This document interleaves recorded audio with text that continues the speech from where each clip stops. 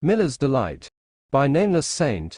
In the quiet town of Hillcrest, lived Jack Miller, a man whose life seemed to have been defined by his failures. His bakery, Miller's Delight, was struggling, and his once thriving business had become a shell of its former self. The townsfolk loved Jack, but the cold reality of dwindling customers and mounting debts weighed heavily on him. One brisk autumn morning, just as the leaves began to fall, Jack received a letter from his old friend, Emily, who lived in the city. The letter spoke of a grand baking competition, with a prize large enough to save his business and bring a much-needed spark back to his life. Emily urged Jack to enter, but he hesitated.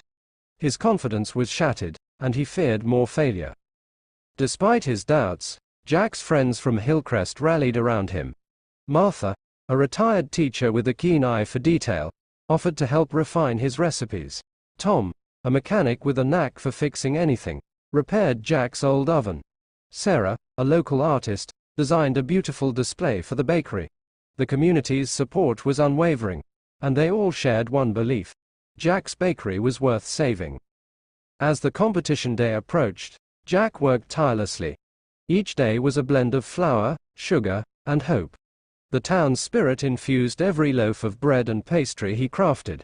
On the eve of the competition, Jack stood in his bakery, surrounded by his friends, feeling a warmth he hadn't felt in years. For the first time, he truly felt that he wasn't alone in his struggle. The day of the competition arrived, and Jack faced fierce rivals. The judges, known for their exacting standards, sampled his creations. Jack's heart raced with every bite they took, each look of approval or critique a mix of hope and anxiety.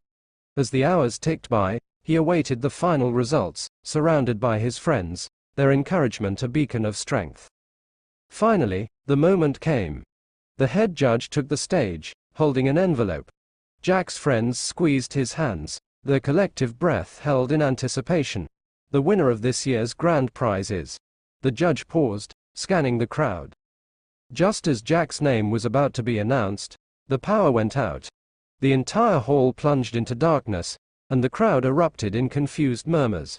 Emergency lights flickered on, casting eerie shadows. In that charged silence, Jack's fate remained suspended.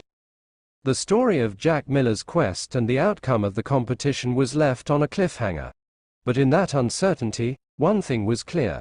No matter the result, Jack was no longer a failure. He had the unwavering support of his friends, and their belief in him had rekindled his own hope.